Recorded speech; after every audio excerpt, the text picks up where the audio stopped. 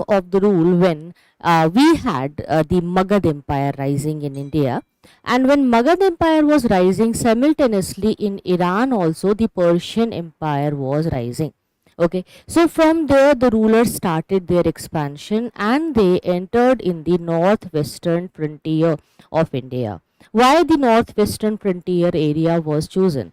The reason was that they had they had seen the clash between the important Mahajanpads like Gandhar, Kamboj, and some of the provinces in Punjab also had conflicts. So due to that, some invasions got started, which we will discuss today. Please let me know if I'm live. Please let me know if I'm audible and visible to you clearly. Yes, good evening guys, good evening everyone. Fine.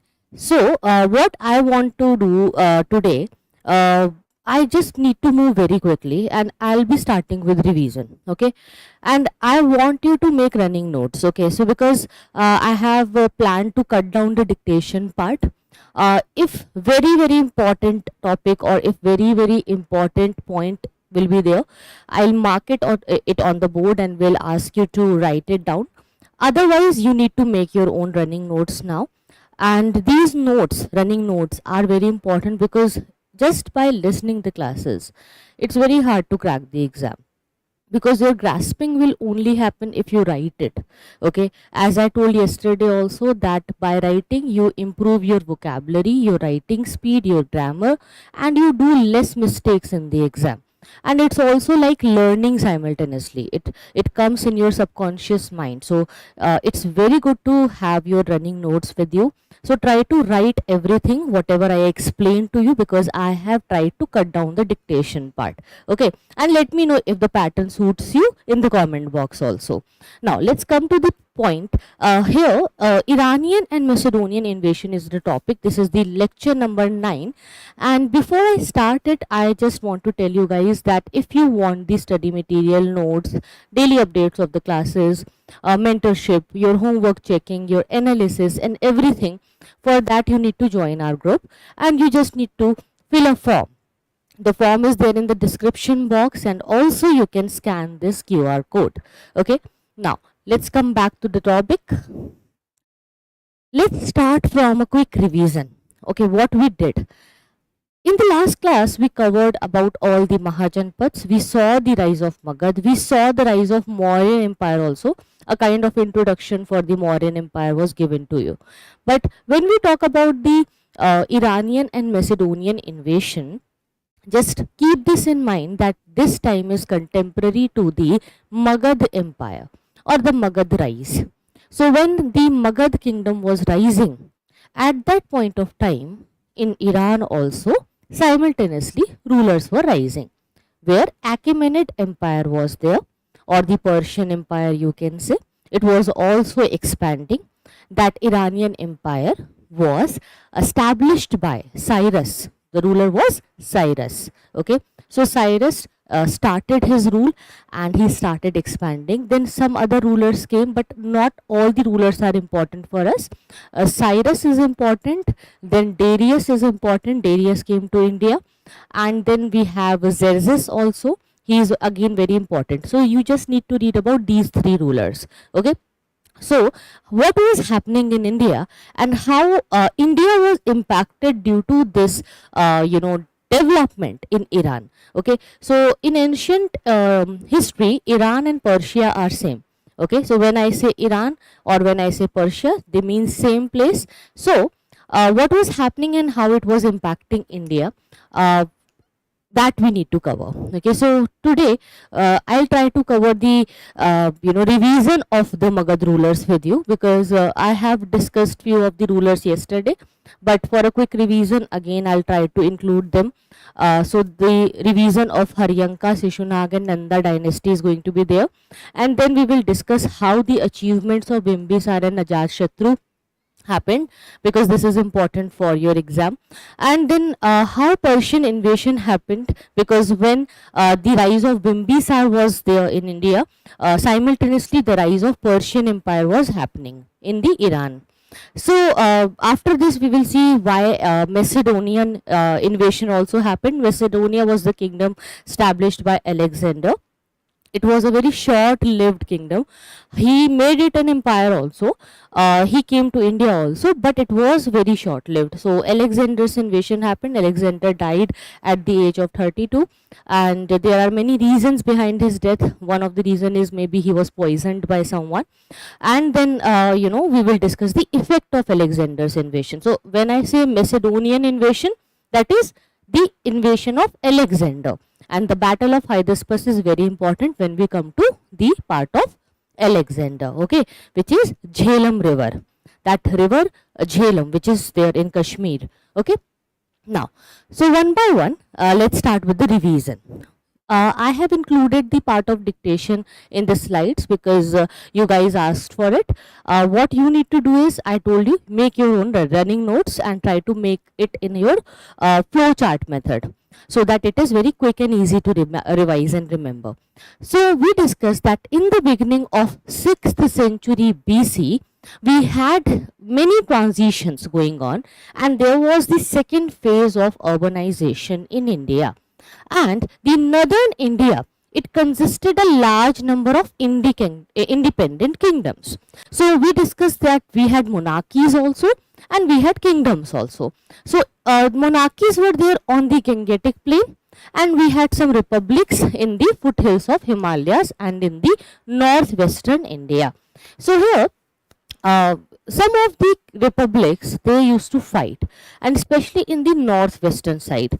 So there was a vacuum which got created, and due to this vacuum only, Iranians took the advantage and invaded India. So whenever the centralized system will be weak in India, you will see this is something which is a learning from the ancient times which we can have today, that whenever the central administration is weak, or if the central rule is not there, or if there is a kind of a clash between so many different states, then invasion will happen, attackers will come, India will be attacked, and we will lose many manpower also and other resources. So some of the republics consisted of only one tribe, like the Sakas and Lichavis, Mallas, but some of the republics had many different tribal groups and the group of tribal groups. Okay, so the Buddhist literature, Anguttara Nikaya, about which I discussed yesterday also, it gives a very good list of 16 great kingdoms. They were known as 16 Mahajanpads, which we have covered. Okay, I made you write about all these. Right? If you remember, Ang, Magad, Kasi, Kosal, Vajji, Chedi, Vatsa, Kuru, Panchal, Matsya, Sursena, Asma, Avanti, Gandhar, Kamboj, all these we have covered. Okay. So finally, in the mid 6th century BC, you will see only 4 kingdoms will survive. Okay. So ultimately, 4 most powerful kingdoms remained, and Vatsa, Avanti, Kosal, Magad survived till end, but ultimately, that Magad acquired everything and it consolidated all the other parts in the neighboring area. So it became the most important kingdom. Right? Here you can see Asmak, this is Vatsa, this is Avanti, this is Magad. Okay, so these all kingdoms were covered yesterday, and we discussed the map also. If you remember, we discussed about Avanti, that it was very important link between the south and north India, and it had the capital in Ujjain. Okay, make the flow charts. If you are revising, if you have seen the class yesterday, then you can make a flow chart quickly. Okay, the most important ruler was Pradyot, as I have already covered about him. He became a powerful ruler by marrying Vasavadatta. She was the daughter of Udayan. Okay, and he patronized Buddhism. The successor of Pradyot were weak, and that's why the kingdom was taken over by the rulers of Magad. Okay, then Kosal was again very, very important. So Kosal also had clash with Magad. Capital was Ayodhya, and famous ruler was King Prasenjit. His position was further strengthened by the matrimonial alliance with Magad, as there was a fight If you remember, there was a clash, but ultimately he was defeated. So his sister was married to Bimbisar, and Kasi was given to her as dowry. But later, if you remember, Bimbisar, when he was killed by Ajatashatru, his own son, the daughter, she committed suicide, right? Not committed suicide, but she just died due to the grief. After the death of this powerful king, Kosal became a part of Magad. After some clash with Ajatashatru, ultimately Ajatashatru defeated everyone. Then Magad came. The capital was Rajgriha, later shifted to Patliputra. It became the nerve center of political activity in North India. The best part about Magad was the geographical, strategic locations and climatic conditions, the rivers around it, the hills around it. So it made her to rise as an imperial greatness. And yes, the strategic position between the upper and lower part of Gangetic Valley was also very, very important. If we talk about Magad, Magad had a very fertile soil. As I told you, it was the Doab area. Okay, what is the meaning of Doab? Do you remember? I told you yesterday. Who can tell me? And those who have joined the class, kindly like the video, guys. You need to like the session, you need to share it. Okay, this is just a small thing which you can do, as it is a free initiative. At least you can like the video, at least you can comment, at least you can encourage me to come live daily and to increase the energy of the class, right? I can expect this much, isn't it? I hope you can support this much. Fine. So, Sri Lakshmi, you are telling that notes are not available. Don't worry. As I told you that classes are happening on daily basis, and I need to prepare the PPTs also. So just to update the notes and to check your answers, don't worry, it will be done. As I told you that on weekends we have the gap. So by that time, the notes will be uploaded, and I'll upload few advanced notes also, okay, for future classes, so that you can read it. Now, natural assets were there in Magad. That's why the rise was happening, as the iron ores were there in the hills near Rajgir, and the copper and iron deposits were there near Gaya. So wealth contribution was also there, and the location at the center of highway of trade was happening. That's why they used to collect a lot of taxes. Okay, so this policy of taxation was also there, and during the reign of Bimbisar and Ajatashatru, the prosperity of Magad reached to its zenith. It was at its peak. Okay, then what we discussed yesterday, Haryanka dynasty was there, and then it was replaced by Shishunag dynasty. Then ultimately Nanda dynasty came. Right. So we discussed everything about Haryanka. I hope you have no doubts. Okay, you wrote about Haryanka also. Just to revise, understand that we discussed that in Haryanka dynasty, the first ruler was Bimbisar. He was killed by Ajatashatru, and then Udayan came. Udayan was not very powerful ruler, but he is still very, very important. So here you can see that this empire was not in the northwestern part of India. Can you see this? It is only in the part of North India and the eastern part of India, but here in the part of Gandhar and Kamboj, do you see any centralization? No. The Magad influence was also not there. Magad influence was not there in Gandhar, Kamboj area. So this area will be attacked. Okay, invaders will come to this area only. Also, we had many passes in this particular region. So it was easy to come inside India, enter the gates of the Indian subcontinent via these passes. So that's why, as there was no strong empire in the northwestern side, that's why in this area the invasion of Iran happened. Fine. So if you remember, I told you about Bimbisar. I have included these slides also because some of you were not able to take the dictations in the last class. So I have written everything in a very short and crisp manner so that you can revise it very quickly. Whenever you see the notes from the PDF, you would be able to revise it. Okay, so I told you that Bimbisar, he was a great strategist. He had many matrimonial alliances. 3 most important alliances were there. Okay, he had 3 wives, okay, which consolidated his position. So first was with the ruling family of Kosal. He married Kosala Devi. the sister of Prasenjit. And then the daughter of Prasenjit was later married to Ajatashatru, if you remember. Then he was given the Kasi region as dowry, which yielded the large revenue for him. Second marriage was with Chelanna, a princess of Lichavi family of Vaishali. This matrimonial alliance secured for him the safety of the northern frontier and facilitated the expansion of Magad northward to the borders of Nepal. And the third marriage was with Khema, the royal house of Madra from Punjab. In central Punjab she used to live, and then she was married to Bimbisar.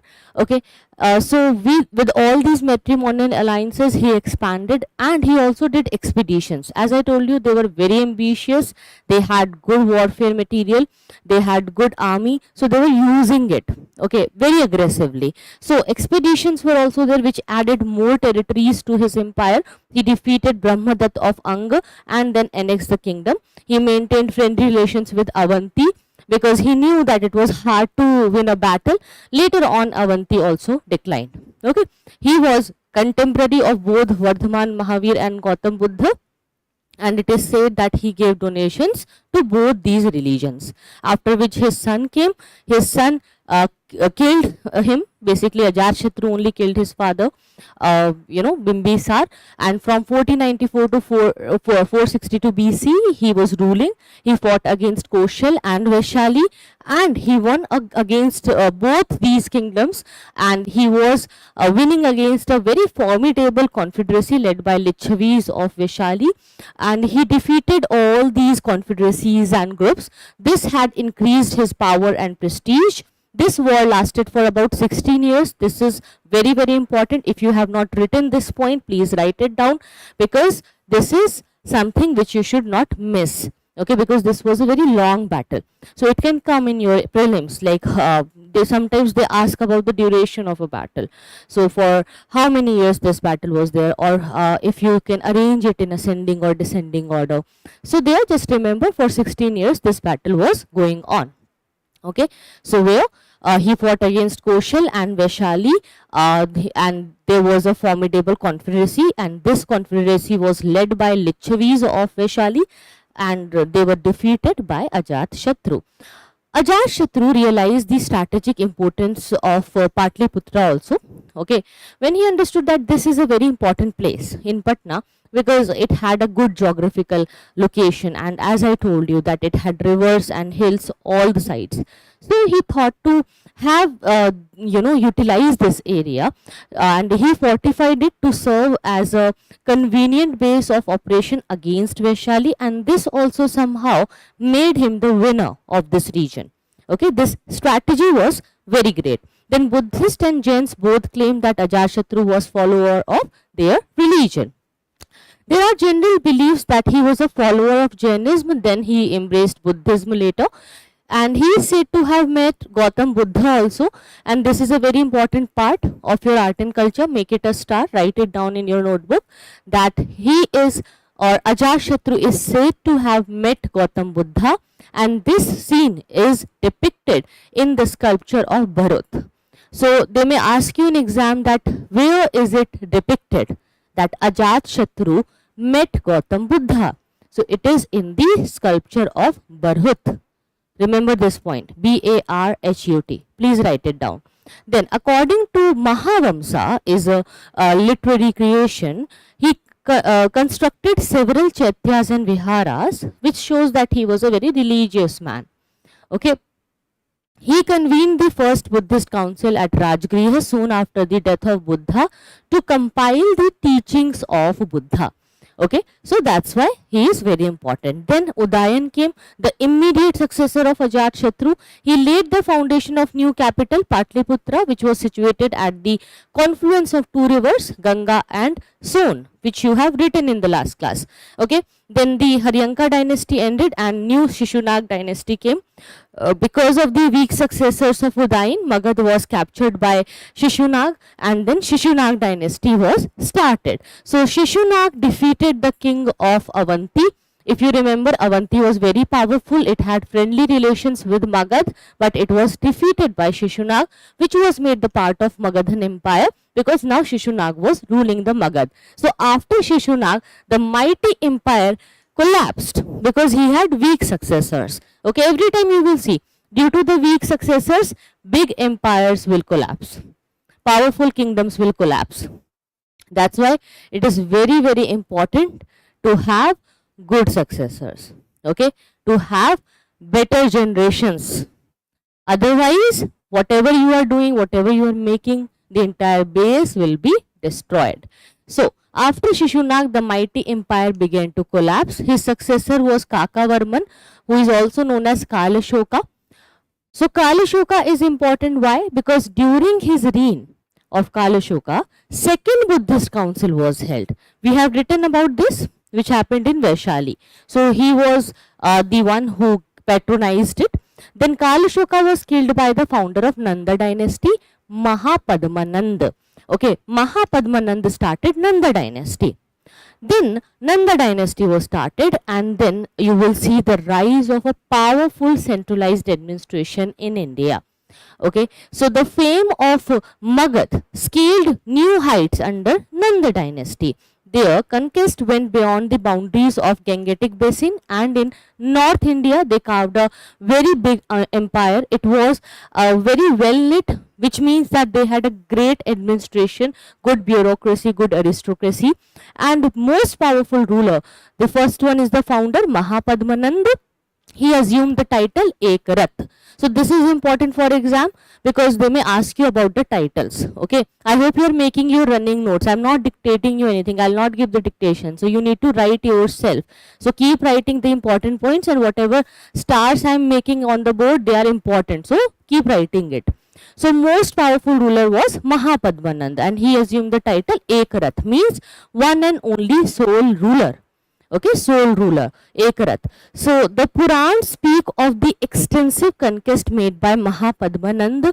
You will see the new contributions and compositions of Puran that will be there, and these Purans, they defined how God created the universe, earth, why it is happening in India, why certain rulers had more powers. Okay, so many of the Purans, they used to write about the rulers. Their genealogy was also explained. So they became a source of our history also. Okay, so the Hathri Gumpha inscription of Kharavela of Kaling refers to the conquest of Kalinga by the Nandas. So this is again very important for your art and culture. Write this point also. The Hathri Gumpha inscription of Kharavela of Kaling refers to the conquest of Kalinga by the Nandas. Yes, good evening guys, good evening everyone. Fine. So all these things happened. Now we have covered the Shishunag dynasty also and Nanda dynasty also. Simultaneously there was rising power in the Iran also. In Iran, Cyrus was ruling. Okay, so Cyrus was expanding. So when they were expanding, due to their expansionist policies, they reached till the part of northwestern India, and they wanted to capture northwestern India. They knew that Nanda dynasty is very, very big. As you can see here in the map, this is Nanda dynasty. This is Nanda rule. But can you see Nanda dynasty in the northwestern side? Is it there? No. Are they ruling in the Gandhar and Kamboj Mahajanpad side? No. So Nanda dynasty was not there in the northwestern part. That's why even after the invasion of Alexander, you will see that his governors were established in these areas of northwest. We will see a war between Seleucus Nicator and Chandragupta Maurya. So that is something which shows that Nanda power was only up to the part of Mathura and some neighboring areas, but it was not going in the northwestern side. Do you see any reason why they left the northwestern side? This was such a vast empire. They had great resources, great army, but still they never went to this place, this area. Why Nanda dynasty was not expanding up to the northwestern side of India? Can you give me the reason? Can you give me the answer? Let me see. Yes, tell me. I want you to see the map, this map, and then I'll explain this map also. Let me have some water. Till then, you give me the answer.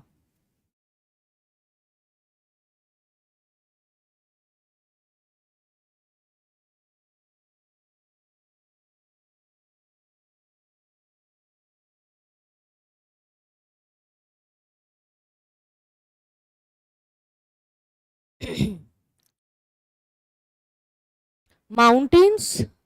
Raj Sundari gave the reason that maybe mountains. See, basically, you don't have mountains here. Few of the hills are there, but you can say climatic conditions. There are two reasons. First, many tribal groups, very barbaric tribal groups were there, and very cruel. Okay, they were very cruel. So due to these small tribal groups and disturbances, this area was avoided by Nanda dynasty. Second reason was the climatic condition. We see a very cold climate in this area. And if you look at the climatic condition of Magad, it had a very suitable and balanced climate. So they were not very fond of extreme cold nature. So they just avoided it. They thought to avoid these areas because they thought that why to move and go beyond those areas which is very hard to manage. It was easy for them to keep this area intact. Okay, and that's why they decided not to proceed further. Clear?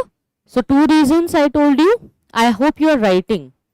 Tribal conditions because of many barbarous tribes, and second is climatic conditions. Clear? Now, you look at the map of India here. This is India. This is Gujarat. Let me mark it with the red color. Can you see Gujarat here? Okay. So, here we had Hydaspes river, which is Jhelum of Jammu Kashmir today. And this is Indus river, you can see. This is Indus river, very, very important. Here you can see Bactria. This is Gandhar in this side.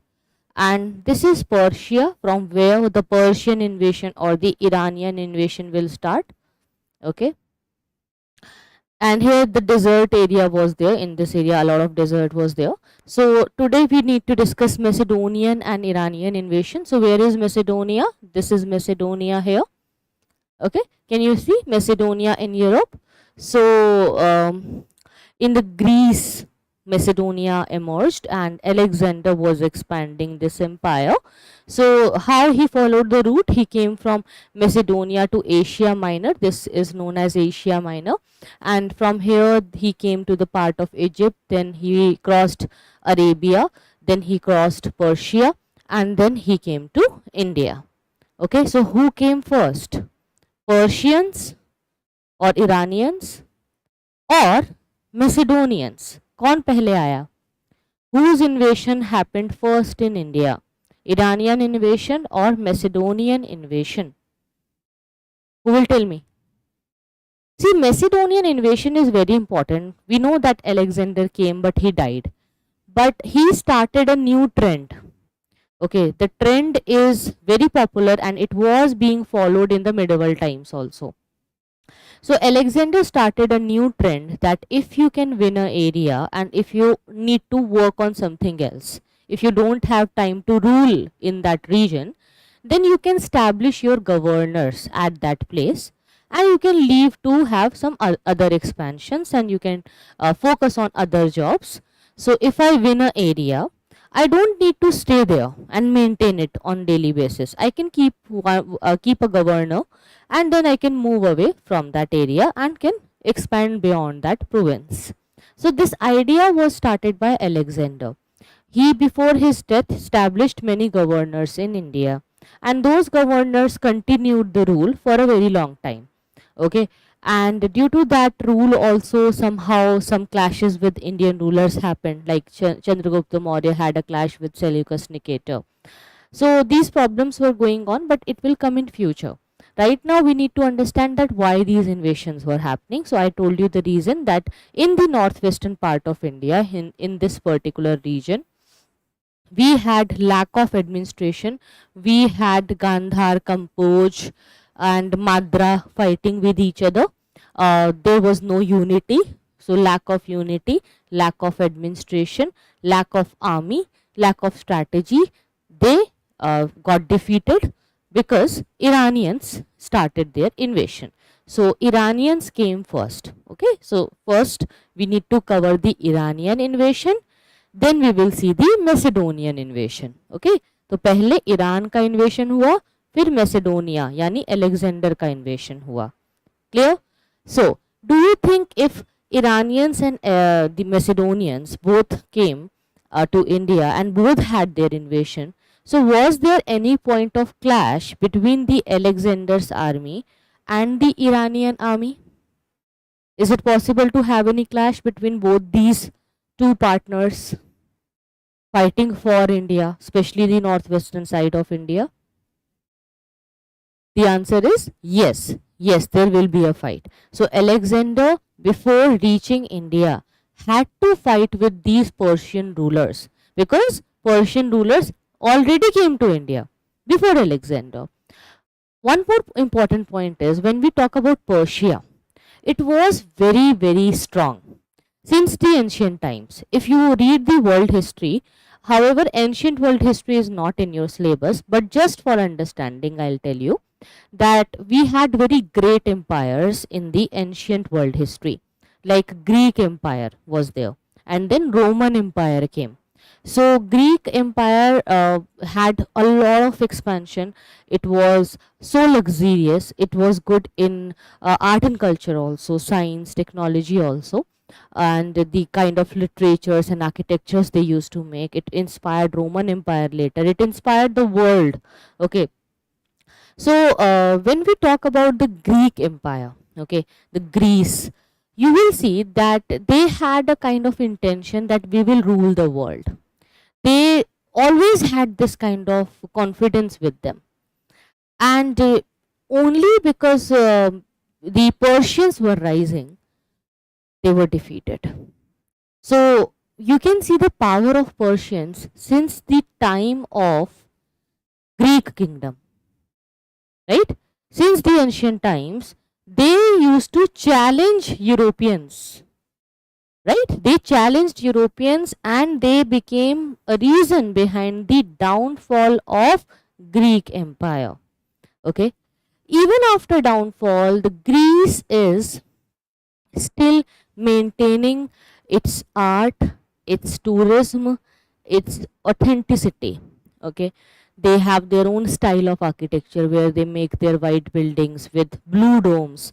And if you know about the Santorini art, it comes from the Greece. Okay, so that art form is still very, very popular in India also. It is quite popular among the artists, but it shows that such a powerful, mighty Greek kingdom could not survive due to the Persian power, because Persians used to invade and attack again and again. So that was one of the reason behind the downfall. Since the ancient times, these Persians, they had their barbaric nature of expanding, and they had their own distinct style. They had their own way of attacking and conquering other lands. And due to this expansionist policies, they became very good in warfare activities. So if you do something on daily basis or regular basis, you become master of that particular art. Okay, you get those skills by practicing. So these Iranians had a great practice of fighting. Okay, they never used to lose any war. They were not the losers. They used to win because they had a practice of winning. They had a practice of warfare activities. Apart from that, they also had the harsh climatic conditions in their area, due to which they always had this ambition to conquer the most important good climatic areas where the conditions are better than their own area. Okay, so this was also one of the reason. Now, on the other hand, if we talk about the Indian rulers, we were always defensive. Okay, Indians are like, if somebody is fighting, let them fight. Okay, you will see that people, they enjoy, watching the drama. Like we Indians, even if we pass by a road and if you'll see that some small accident happened, maybe two people started fighting and beating each other, people will stop and look at them.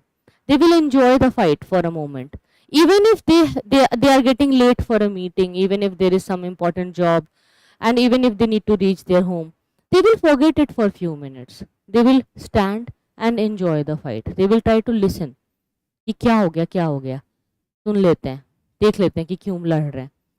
We like tamasha, we like fighting, we like to see the fighting. We don't like fighting, but we really enjoy this masaledar drama. This spicy gossiping attitude was always there. So since the ancient time, you will see that Indians were always defensive.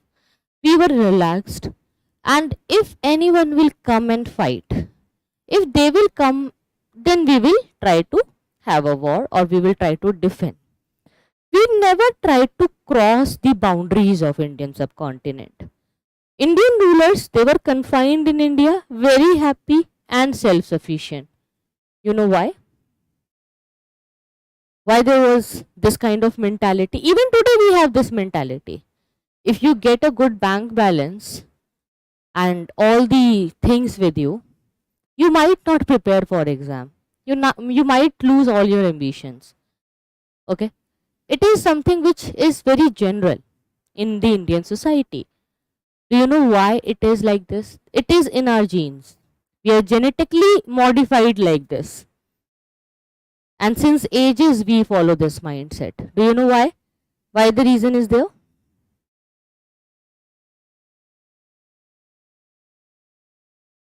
Yes, we are soft power now. Soft power, hard power.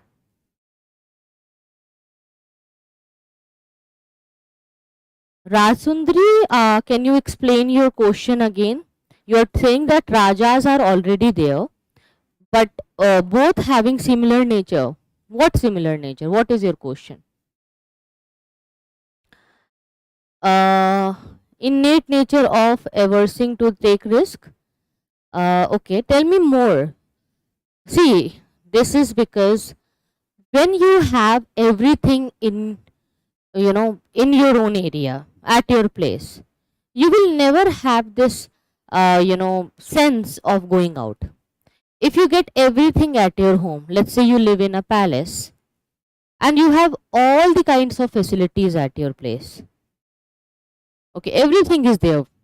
Whatever you want, you will get at your home. Whatever service you need, it will be given to you. If you want to get entertained, artists are there. If you want to go for shopping, don't go anywhere. Traders and merchants will come to you and they will show their pieces you can buy. So for shopping, for any service, for anything, you don't need to go anywhere. Just stay at home and you'll be getting everything. So if you get this kind of situation, will you still try hard to get out of your home? Maybe not. This kind of laziness, and or you can say luxurious feeling, came to us. Okay, we had everything in our own region. In India, good agriculture, surplus agriculture, good climate, animals, colors, food, traders. So many different traders used to pass from the Silk Route. We got all the kinds of resources and things from the entire world. All the types of goods were available in India. You could find anything in India. In the Indian emporiums, in the Indian marts, foreign goods were very easily available. So due to that availability, we never had any intention to go beyond our country. We thought that why to take this much of risk and spoil the mood? Why? If I have the option, then I will enjoy my life rather than going on fight every day. But for others, they came from harsh climatic conditions. They were not enjoying at their own place. They had to win the things. Why Britishers came to India? For spices, silk, cotton, because they could not achieve it in their own country. They had lack of timber, they had lack of resources, they had lack of a market, labor for their industries. So it was their, you can say, unwillingly they had to do it. There was no option for them. But for us in India, we had many options. Okay, so that's why we were happy. Even if now there can be a question that for traveling, sometimes you like to travel and go beyond your country. Even today, you see, we have so much of technology and things. And majorly, or generally, I would say, Indians, they really like to travel inside their own country. Once they cover all the parts of their own country and the famous places, then only they decide to go to a foreign country, and then they invest their time, money, and energy to visiting a foreign country, because they know that the beauty and the kind of colors and cultures which they can get in their own place, in their own states, maybe that is not visible in any other foreign country, or maybe that is not comparable.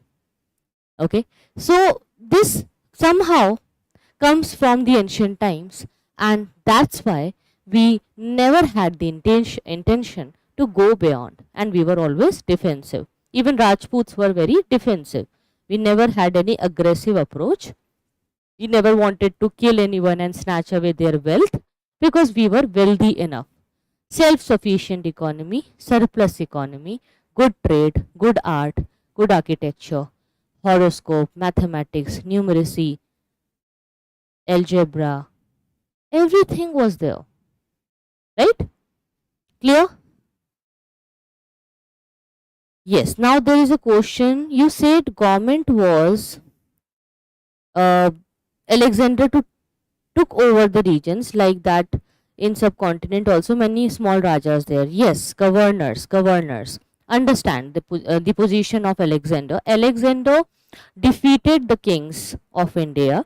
He acquired the land, and before moving beyond, before expanding more and leaving that particular area which he had already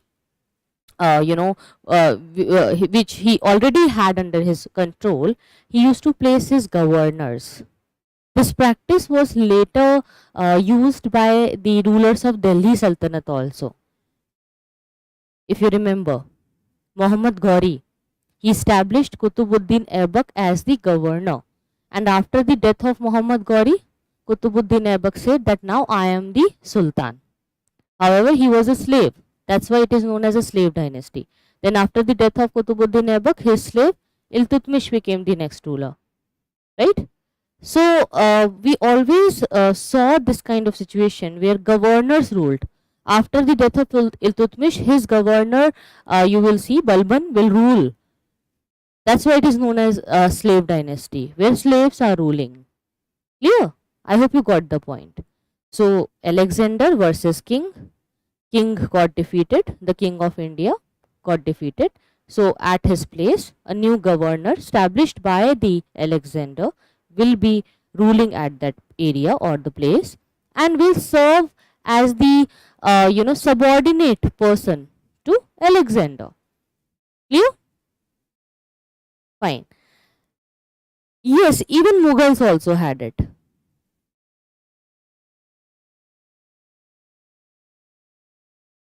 Ishan, you are saying, ma'am, one help I need. Please say that the way you are teaching this subject, can I find other subjects also of NCERT like geography, economy, polity? Yes.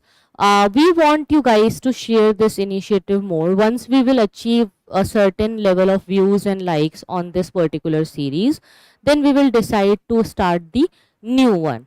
Okay, because first of all, we don't follow the approach of a lot of quantities. Okay, quality is more important. So even if we can move slow and do this subject by subject, once we will follow history and once we will achieve some part of history that okay, now ancient and medieval is done, then we can start any other subject also. We are planning for it, but till then just keep supporting and try to share it everywhere so that we get more views, more likes and more approach. Then yes, the new subjects will be started very soon. So as I told you, Nanda dynasty now started ruling and Mahapadmanand was the founder. Last ruler was Dhananand. Dhananand was very arrogant. He was very egoistic.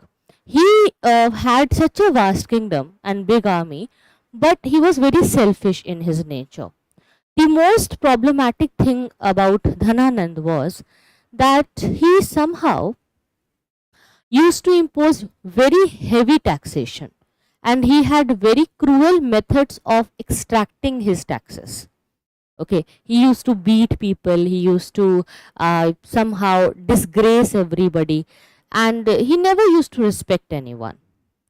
At that point of time, Alexander was invading in India. So Alexander came after Iranians. As I told you already, the Iranian invasion happened in the northwestern side. But Iranians knew that they can't fight with Nandas. Okay, so they never came until till the part of Nanda rule, and they thought that they will confine themselves to the northwestern part of India only. Now what happened that Dhananand, he was sitting very relaxed and he said that I have such a big army that I don't need to prepare against the Alexander's invasion.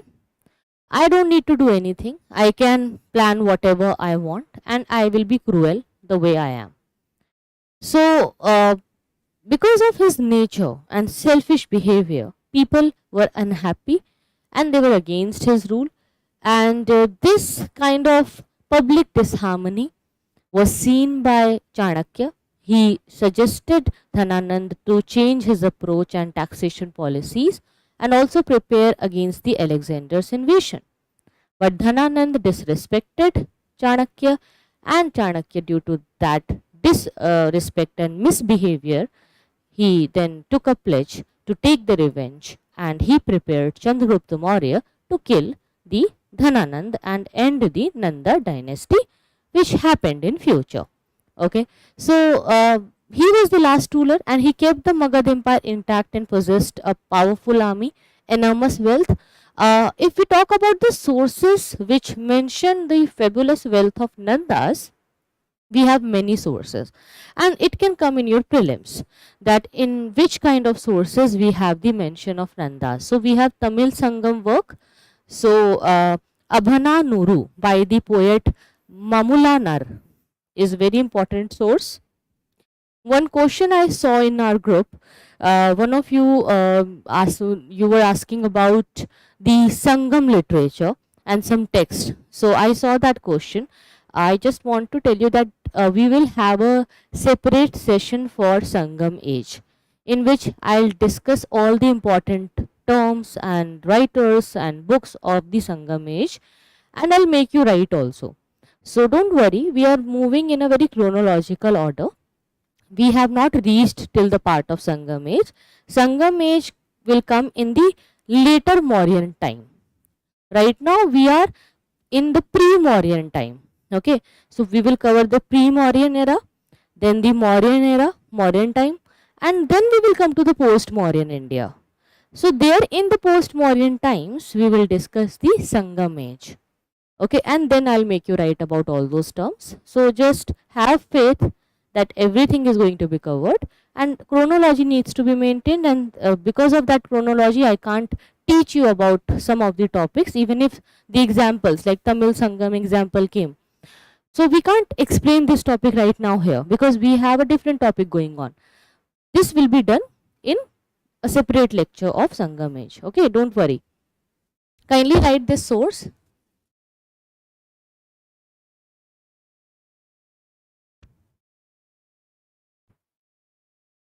I hope you have written Tamil Sangam work, Ahana Nuru by the poet Mamulanar.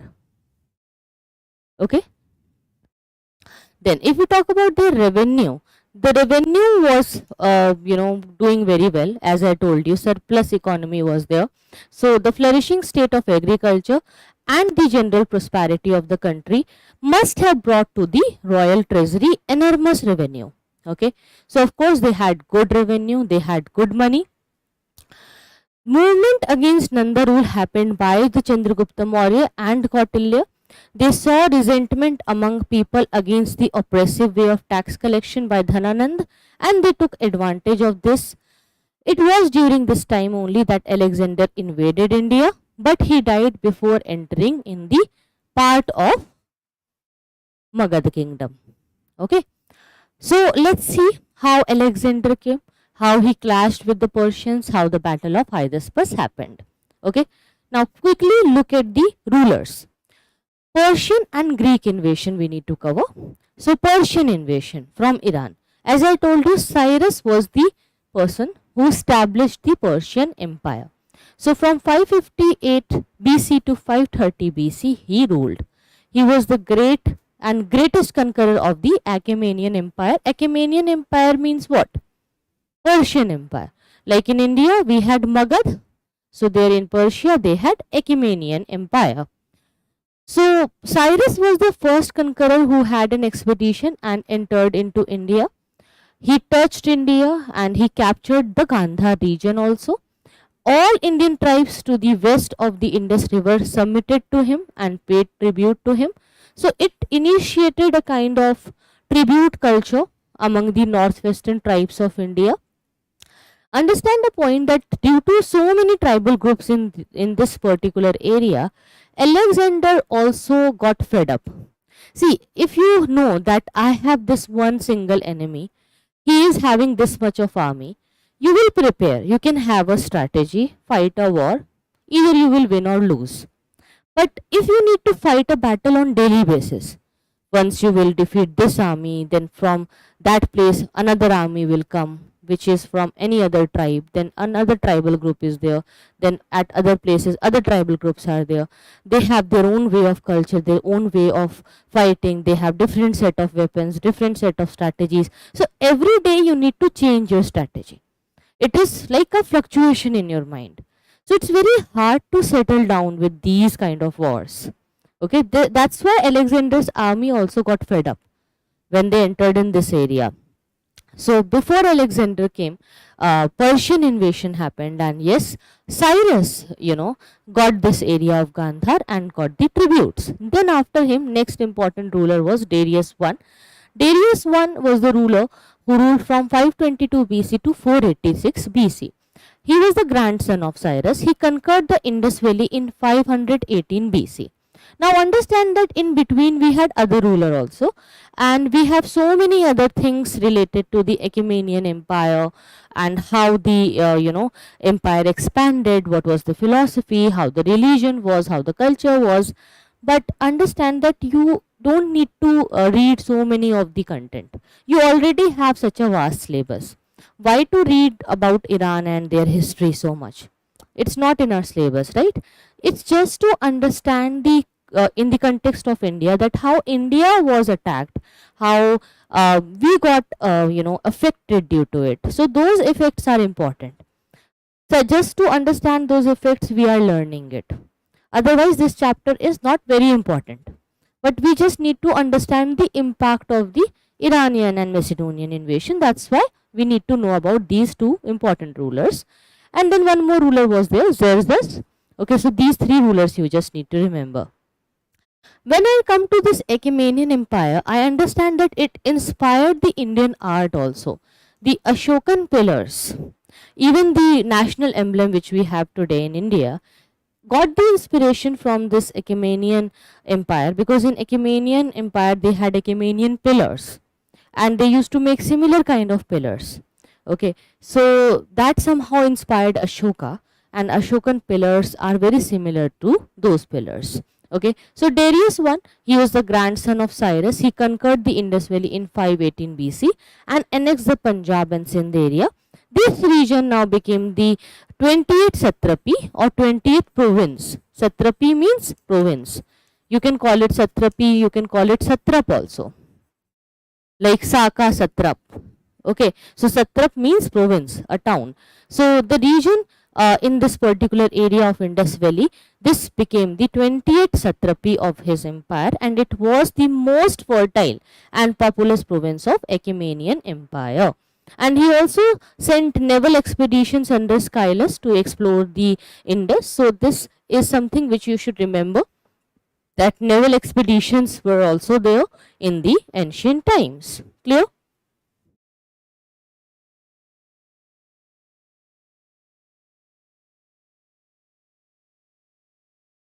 Okay, clear? Now, next important point is Xerxes. Xerxes was the third important ruler.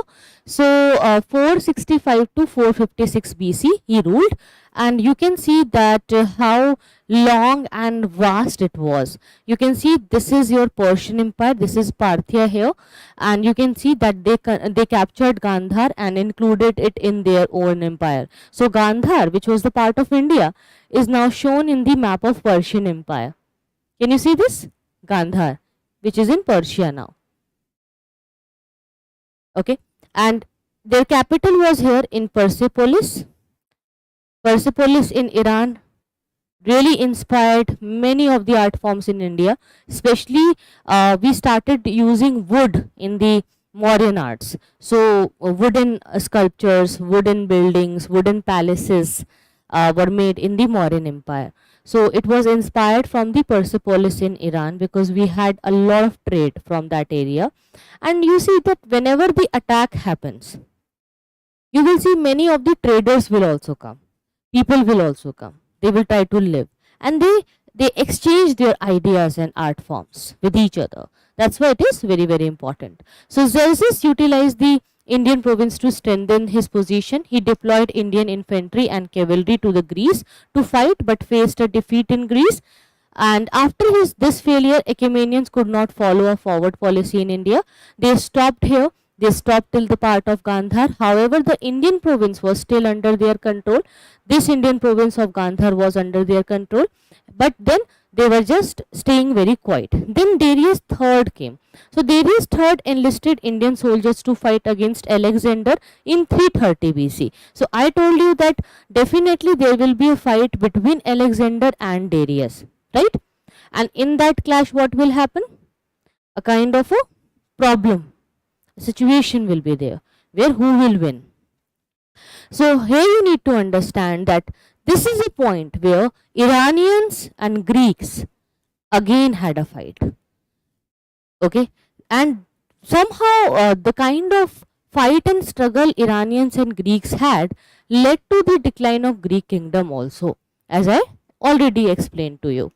Now, Iranians' connection with Indian province or India, it proved more fruitful than the short-lived Indo-Macedonian contact.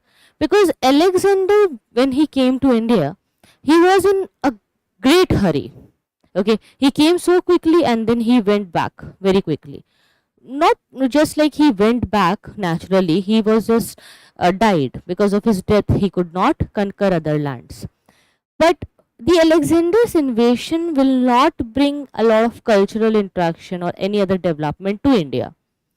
But the Persian invasion started a new phase of development and the art and cultural interaction also in India. That's why that is more important. The Persian invasion proved an impetus to the growth of Indo-Iranian commerce. So Indo-Iranian trade started, Indo-Iranian art also got started. It also prepared the ground for Alexander's invasion. Alexander saw the route and the door and the way to enter in India by following the Iranian route. The use of Kharoshti script, which is a form of Iranian writing, became very popular in the northwestern side of India. And we see that some of the Ashoka's edicts, they were written in this Kharoshti script also, only. Some of the Kharoshti edicts are found in Afghanistan also. So they are a great source of the Ashokan history for us. Then the influence of Persian art happened on the Mauryas, as I told you that they started using wood. Monolithic pillars of Ashoka and the sculptures are found on them. and monolithic pillars are something which got inspired from the Iranian pillars. Okay, basically in Iran they never used to have monolithic pillars always. Sometimes they used to attach few of the pillars and the parts together. But in India we specifically followed monolithic pillars during the time of Ashoka. The very idea of issuing edicts by Ashoka and the wordings used in the edicts are somehow inspired by the Iran only. So this Iranian invasion helped Alexander to find a way to enter in India. So Alexander, by coming from this particular route, came here and then he entered in the Indian subcontinent. Here I just want you to see few of the areas. This is Takshila here, very important. We will discuss Gandhar also. We will discuss how the route was followed by Alexander. As you can see, these red dots. Okay, so let's understand this point, how Alexander came and what kind of war was there. So if we talk about the political condition when Alexander came to India, we had a great high peak of Nanda dynasty at that time. Okay, Dhananand was ruling.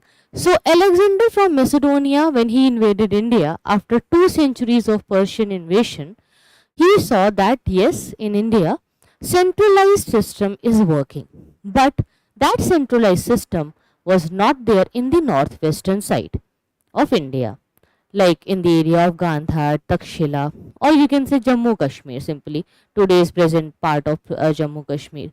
So there Takshila was there, and Amfi of Takshila was the ruler of this area, okay, of Abhisara, and Porus also was there, who ruled the region between the river of Jhelum and Chenab. So with Porus, Alexander had a fight. Porus was very brave.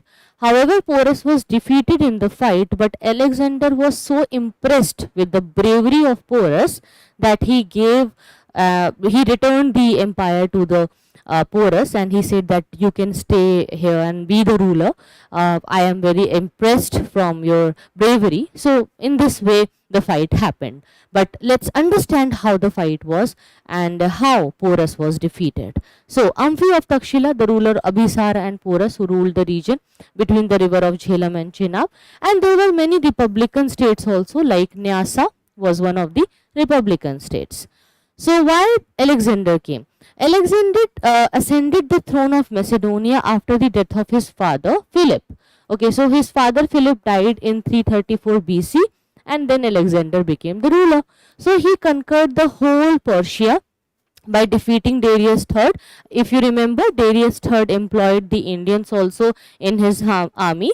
He used Indian soldiers in the army, and he wanted to defeat Alexander, but he could not do so. He was not successful. He was defeated by Alexander.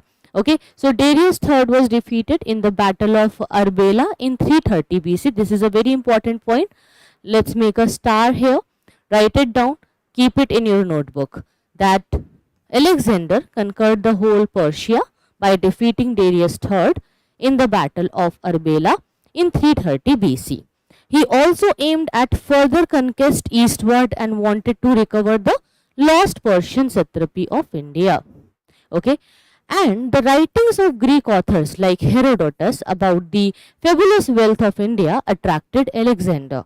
So if we talk about the writings of Herodotus, Herodotus used to write a lot about India. He was a writer who had a great interest in India, in Indian culture, and Herodotus is also considered as the father of history. So do you know that Herodotus, did he come to India? Anyone? Can you tell me this? Did he come to India? Herodotus, he used to write a lot about India. How he knew about India? You will be surprised to know this about the Indian history, that Herodotus basically, I can see one question, ma'am. What inspired Indian art of Xerxes? Please tell me once. not Indian art of Xerxes. Understand? Art of Persia inspired India, like Indian pillars, the wooden crafts, the wooden palaces, the monolithic pillars, even the Ashokan edicts, right? All those things. Kharoshthi script. Yes, he was the father of history, right? So my question was that how he used to write about India. Herodotus.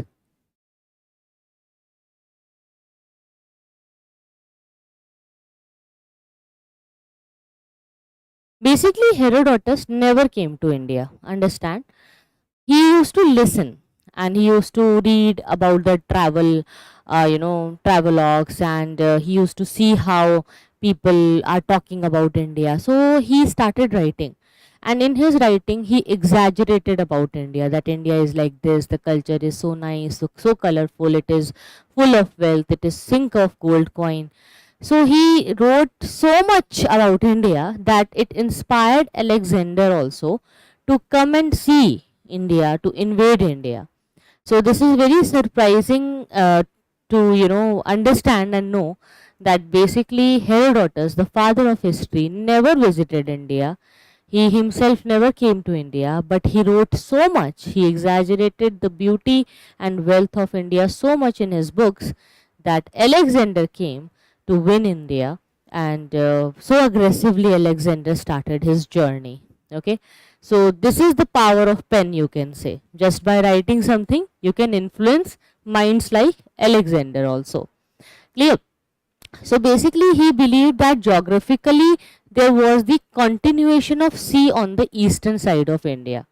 Who thought like this? We are talking about whom? We are discussing Alexander here. Okay, so Alexander, here he thought that if he wins India, then he will win the world, because he thought that after crossing India geographically, there is no other land, and the continuation of sea is there on the eastern side of India. So he thought that if he will conquer India, he would also conquer the eastern boundary of the world. So he thought that he will be the conqueror of the world, he will be the winner, he will be the greatest ruler. So that's why he was so excited to come here. Now, when he came here, he had the battle in Takshila. So that battle is known as the Battle of Hydaspes. So here in the Battle of Hydaspes in 327 BC, Alexander crossed the Hindu Kush mountain. Okay, and this is a great mountain belt.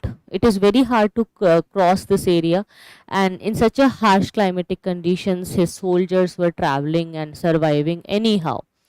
And then he spent nearly 10 months in fighting with the tribes. So can you just imagine how many tribes were there? So many tribes and so many problematic warlike situations were there, that it took Alexander 10 months to deal with these tribal groups. It took him so long to defeat them, right? Then he crossed the Indus in February 326 BC. So when he crossed Indus, now the next river was Jhelum river, the Hydaspes river. Okay, so when he crossed Indus, it was with the help of a bridge of boats, and it was very hard for them, and at that time flood like situations were there in the Indian rivers. So he was warmly received by Amphi, the ruler of Takshila, and Amphi said that, okay, I can't fight with you. Basically, Alexander, you are such a big ruler. So what I can do is I can just bow in front of you, and I will follow you. Whatever you will say, I will do. Like this, Amphi, recognized Alexander. He was not in mood of fighting. Okay, so the ruler of Takshila, Amphi, he sided with Alexander, and from there Alexander sent a message to Porus to submit. So Porus now knew that Amphi already submitted in front of Alexander. So Porus knew that Amphi will support Alexander anyhow. But Porus was so brave that he never wanted to submit. He decided to fight, and there was a great battle. So Porus refused and decided to fight against Alexander, and then Alexander marched towards, the Porus area, Porus kingdom, and from Takshila to the banks of river Hydaspes or Jhelum, he, marched, and at that time, flood-like situation was going on, and due to the floods in the Jhelum river, they had to stop for a few, hours at the banks of the river, and they could not decide about their strategy, like how the war will be there. You can see this particular map. This is the battle of Hydaspes. This is the region where the battle of Hydaspes happened. This is Takshila here. This is Chenab, Ravi, Satluj, Beas. Okay, this is Indus. This is Jhelum here. Okay, and in this particular part, basically heavy floods were going on. So as there were heavy floods in the river, so Alexander was not able to cross the river. So after a few days he crossed river, and then the famous battle happened. Okay, so it happened in the plains of Kari. Okay, remember, it happened in the plains of Kari. You can even write this point. Then Alexander was impressed by the courage and heroism of this Indian prince. He was so amazed to see that he gave the option to Porus to submit also, but Porus decided to fight. It was quite impressive for Alexander. So Alexander treated him very generously, and he reinstated him on his throne. He said that you can be the ruler and you can stay here. I am very happy and glad to see you, that you are so brave. So Alexander continued his march as far as the river Beas, encountering opposition from the local tribes. So many local tribes were, having battles with the Alexander's army. That's why Alexander's army got fed up. They got tired. It was a very tedious job for them to continue the journey. So they asked and requested Alexander to stop it, and they wanted to go back home. But he wanted to proceed still further. He wanted to go eastward towards the Gangetic Valley. But soldiers knew about the power of Nanda dynasty. So his soldiers refused to fight. And the hardship of that prolonged warfare, this long journey, also somehow made them feel very tired. Okay, so they wanted to return home. But Alexander was not happy about it. So he persuaded them. But after so many of discussions and requests by Alexander, the soldiers were not ready. So I can say that it shows us in history that such a great ruler like Alexander also could not do anything when he was alone. A king is nothing without his army. Okay, so he also, he became so lonely at that time, that where the point when he decided to go for more, expand for more, his soldiers denied, right? So this is something which is a great message for all of us. Second important message which you can take here is that breaks are really important. You just can't continue your study and whatever you do for so many hours and days continuously. No, breaks, and that too at a very right time, is needed. That whenever you take the break, it should be in a very right way, in a very nice way, and it should have a kind of a duration that for 45 minutes your brain can work. You can have consistency. Then you need a break of 5 to 10 minutes. Then again for 45 minutes your mind will concentrate.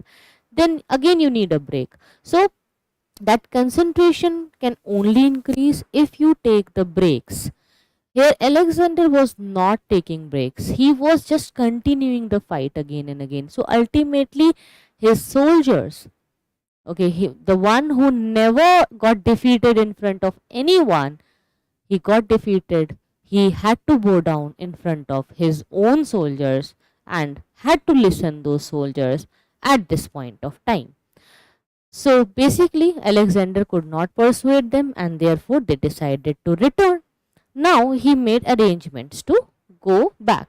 So he could not just leave the areas whatever he conquered.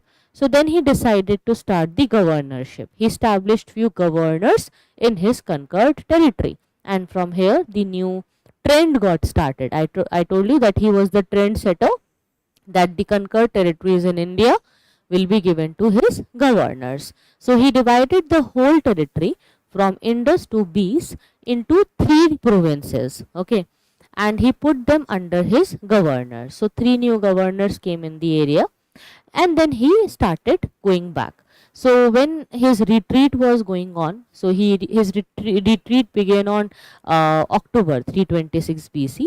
Somehow he managed to reach the part beyond the Indus, but after this it is said that he got poisoned, he fell very ill, and when he fell seriously ill, he died in 323 BC at the age of 32. Okay, so 323 BC, very easy to remember, and at the age of 32 is also easy to remember. So 323 BC is the date when he died. I hope you can remember this date. Easy to remember? Yes. Soldiers knew about the power of Nanda dynasty in the eastern side. Clear?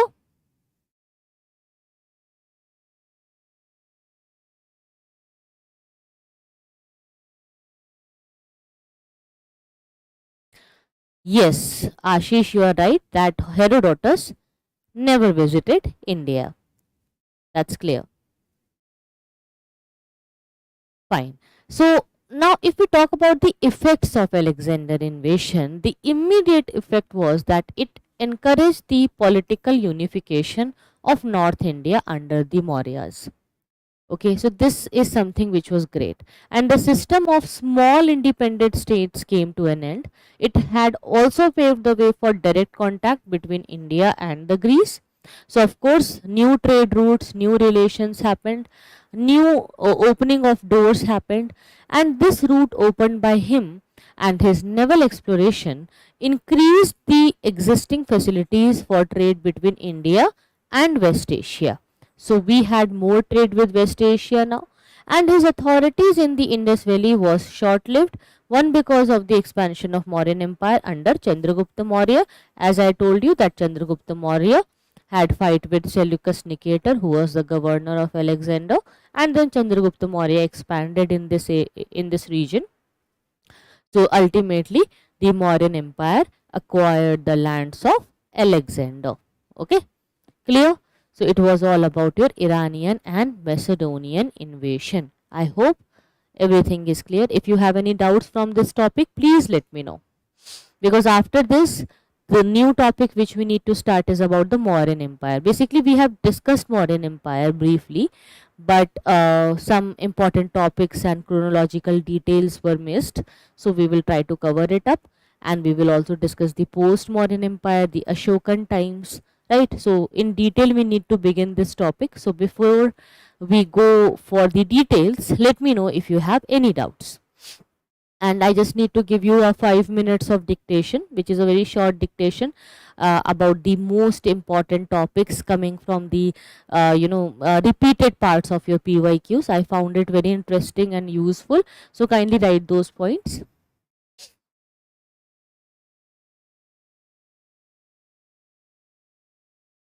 In your mains answer writing, it will help you to gain more marks.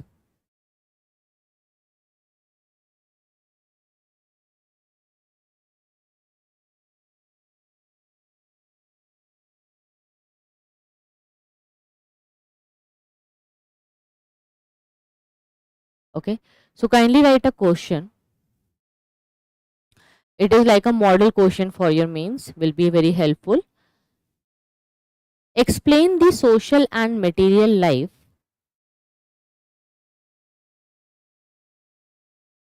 Explain the social and material life in the age of Mahajanpadas or Mahajanpads. Full stop. So if you get this question, or if you are asked this, that how the social and material life was there in the age of Mahajanpad, then how will you explain this? As I told you that there was urbanization, right? And surplus of agriculture was there, good cattle rearing was there. So kindly write a model answer for this question. Please write. There was beginning of urban economy regarded as second urbanization in the area and an advanced system of food producing economy was spread over middle Gangetic plains. Full stop. Cattle rearing no longer remained the only primary occupation.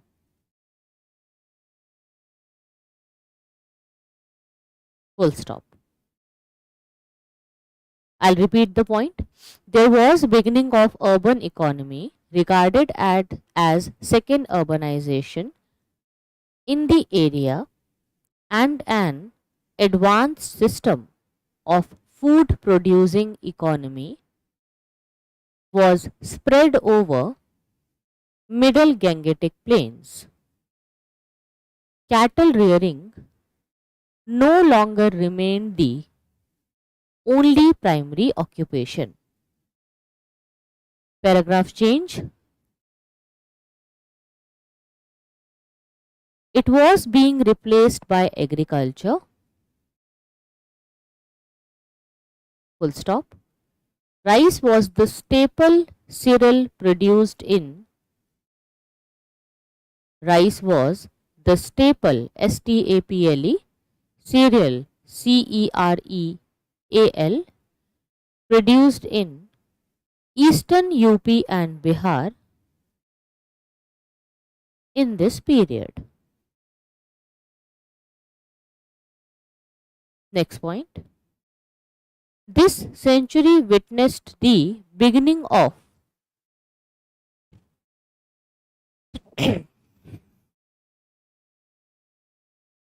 This century witnessed the beginning of NBPW, Northern Black Polished Ware phase. Underline this NBPW. It is important for your mains. NBPW. This century witnessed the beginning of NBPW, Northern Black Polished Ware phase, which was a glossy, shining type of pottery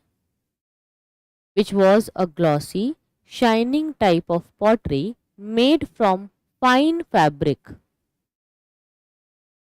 and used as a tableware by the rich class of a people.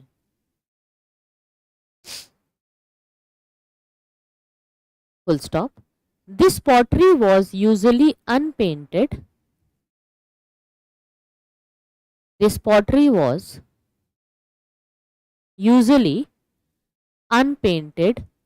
But sometimes designs were in yellow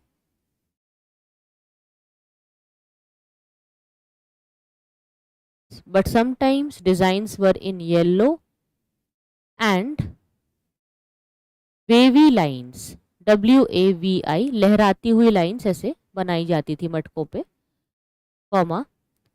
concentric and intersecting circles, bands, BANDS, bands, dots, DOTS, dots, geometrical patterns were also found.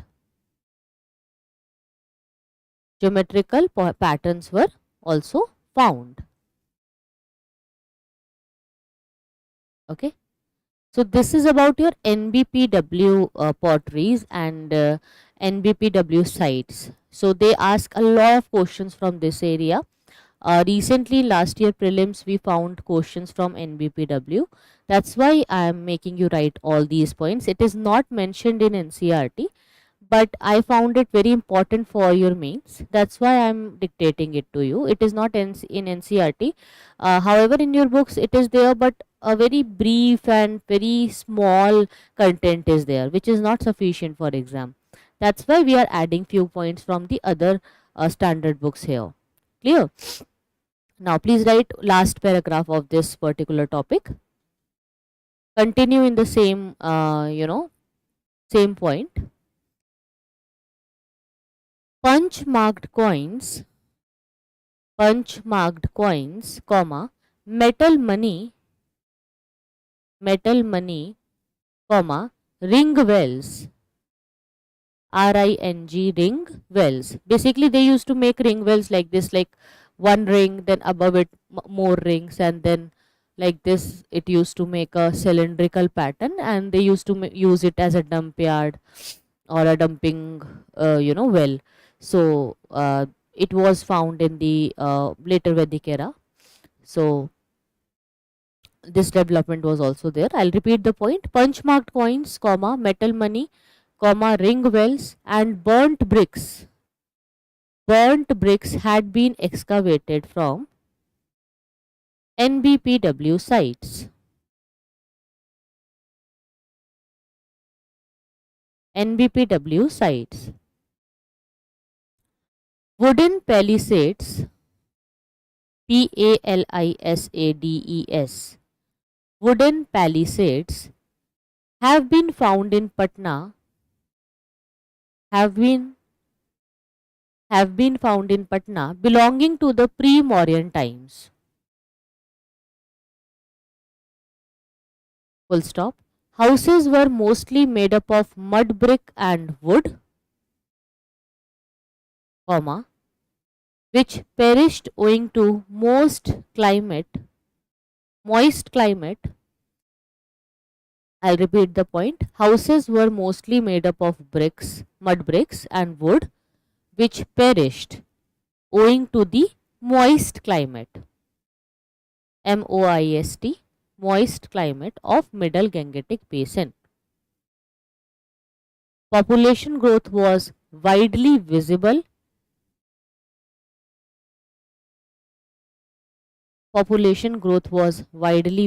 And there were different types of towns like Nagar, comma, Nigam, comma, Rajdhani, or Nagrak, Nagarka, Nagrak. So basically Nagar is a fortified town or a city. Nigam is a market town.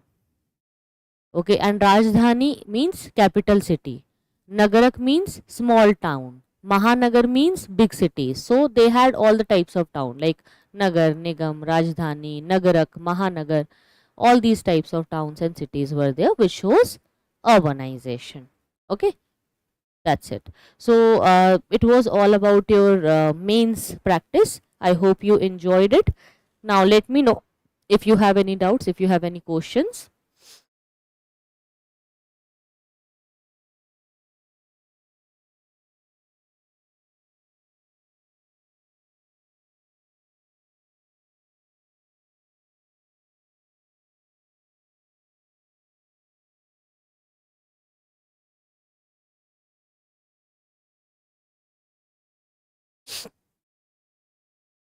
Okay, so if no doubts are there, guys, we can start the new topic of Mauryan Empire.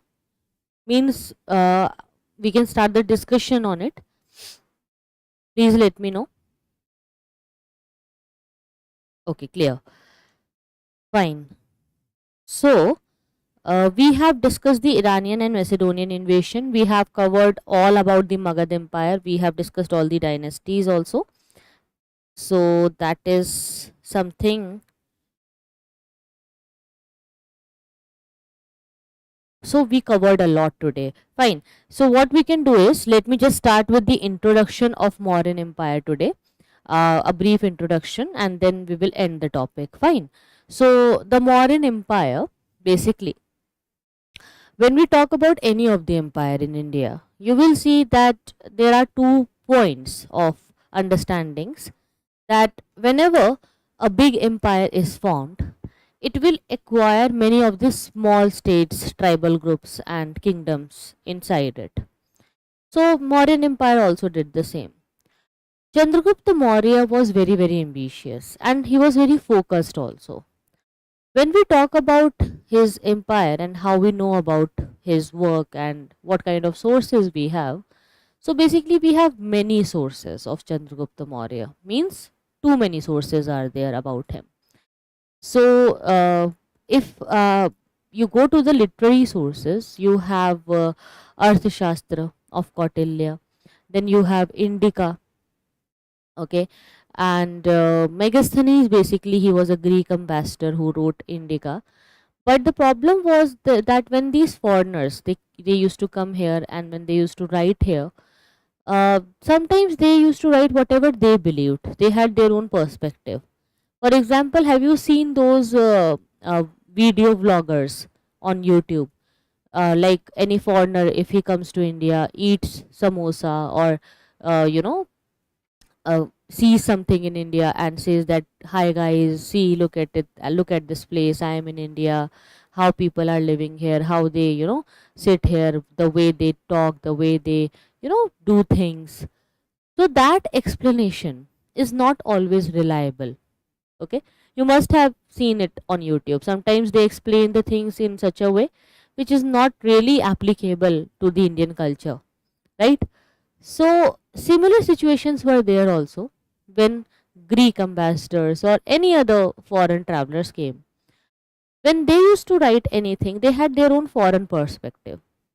They never belonged to this particular country. So they just lived here, enjoyed this place, wrote whatever they thought or heard. Sometimes overheard something and just wrote it without even having any authenticity attached to the point. That's why we cannot rely on many of the foreign records. When we talk about the sources of history, we can't rely on these foreign sources. We rely more on the Indian sources. And if we can see anything in an archaeological perspective, if any archaeological finding is there, then things will be more confirmed to us. Okay, we get more confirmation when we see that, okay, something is written and same things are found at that place, then it becomes more relatable to us. Okay, so that in that sense you can say archaeological findings are great source of reliability for us. When we come to the archaeological records of this particular time, as I told you that due to the moisture condition, moist climate, the wooden materials could not survive. They were perishable. So we don't have any palace or any sculpture remaining from that Mauryan period today. Few of these stone sculptures from the Mathura and Gandhar school of arts are there, but we don't have any surviving evidence of architectures and buildings. Few of the exceptions can be there, but generally we need to consider the literary records only when we come to the Mauryan Empire. So let's understand this one by one. Basically, the best part of this particular time is that political unity came to India. A big level of central administration and such a vast empire for the very first time. So, was it bigger than the Nanda Empire or the Nanda dynasty? What do you think? Mauryan dynasty had more area than the Nanda dynasty, yes or no? What do you think?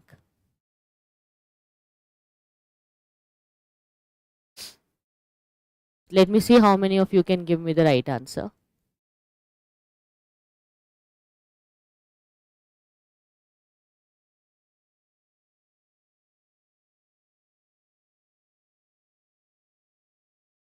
Yes, of course. Right? Mauryan dynasty had bigger area than the Nanda dynasty. Nanda dynasty was not in the northwestern side. It was not in the Deccan part of India, but Mauryan Empire expanded it beyond the Deccan regions also. Okay, so most important significance of this Mauryan Empire is that we achieved a political unity, and for the very first time it was like a foundation of a centralized administration in a very great way in India. So we have many literary sources and the best is the Kautilya's Arthashastra. Now, when you listen to this word Arthashastra, you feel like it will be discussing the economy, but no. The public administration, the polity, the way rulers should behave, how ruler can conquer other lands, the way different political systems and diplomacies can work. It had all the points with it. Okay, so Arthashastra was a great document and it was written by Kautilya. Okay, so the most important literary source for us is the Kautilya's Arthashastra, and Kautilya was also called as Indian Machiavelli. So you will see that Europeans initially wrote the history of India. They discovered many points and they used to compare everything, whatever they found in India, from their European culture. Okay, like they call Kalidas as the Shakespeare of India. If you compare Shakespeare and Kalidas, you'll see that there is a big difference. And you'll see the literary works of Kalidas are so, high, they have such a high level that you can't even compare it with anything. They call Samudragupta as the Napoleon of India. But Samudragupta was never defeated. Napoleon was defeated in the Battle of Waterloo. But this mindset was there with Europeans because they were trying to know about the Indian culture. So they used to compare everything with the European writers, European authors, European rulers, whenever they found anything good in India. So basically the manuscript of Arthashastra, it was discovered by R. Shama Sastri. This is the name here, and this is important for prelims. In prelims, they sometimes ask that who discovered what. So R. Shama Sastri was there, and in 1904 he discovered it, and then it was seen that Arthashastra is such a big level of book, and it had 3 parts. Okay, so this is important, you should write it, that the first part dealt with the king and his council and the department of government. Second part was about civil and criminal law, and third was about diplomacy and war. And all these 3 parts are important. So what I'm planning is that we will discuss the Mauryan Empire and post-Mauryan Empire in the next class.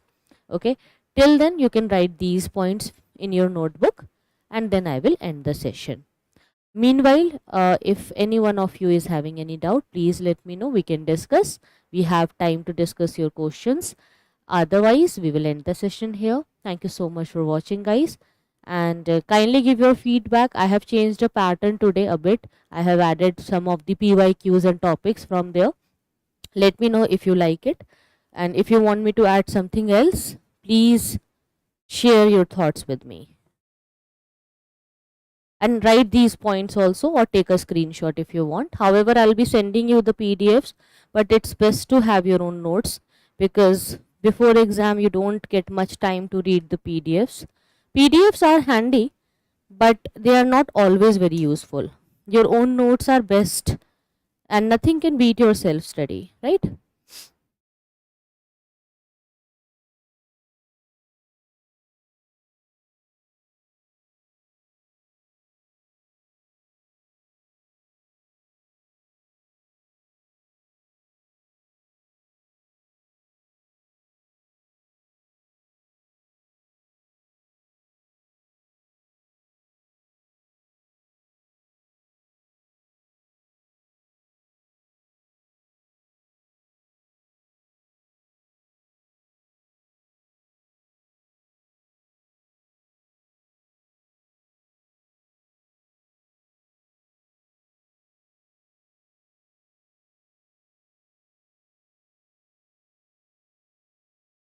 Okay guys, as I can see, no doubts are there. Yes, I can see one question. There is one question by Saurabh. Women condition in Mahajanpad era. We have already discussed it, Saurabh. If you remember, I told you that the condition of women really declined, right? It declined. Why? Because they started being like a server. They started giving services. Shudras and women were kept in the same category. Their right to have education, their political rights, their right to have the property, everything was seized. And even to ensure it nicely in society, many social customs got developed.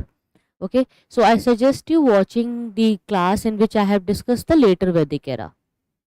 In the later Vedic era, in that chapter, I have discussed about the situation of women, and the situation really declined. They became very, very weak. Why? Because people wanted to have the advantage of their biological weakness, you can say, or to keep them mentally very weak so that they don't ask for anything. Even if you just try to compare the mindset of a woman and men, you'll see a difference. Sometimes you will see that the level of intelligence in so many rural areas of India is still being suppressed, because we never teach the our girls or women to ask questions or to raise any issue, to raise their voice. No, they are always busy and busy in maintaining their household chores and activities, that they really don't realize that what is the reality and aspects of life, and they really don't try to be ambitious about it. Okay, not everyone, but in general, in some societies where education is still very low. Okay, I hope you got the point.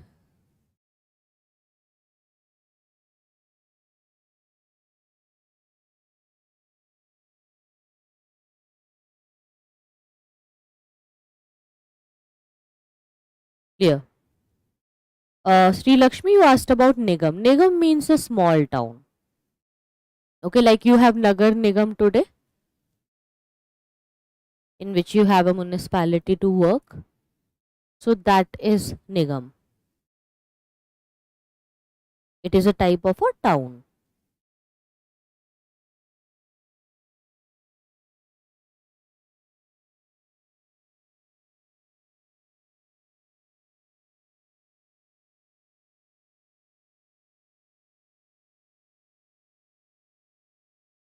Okay, so I hope, guys, I can end the session now.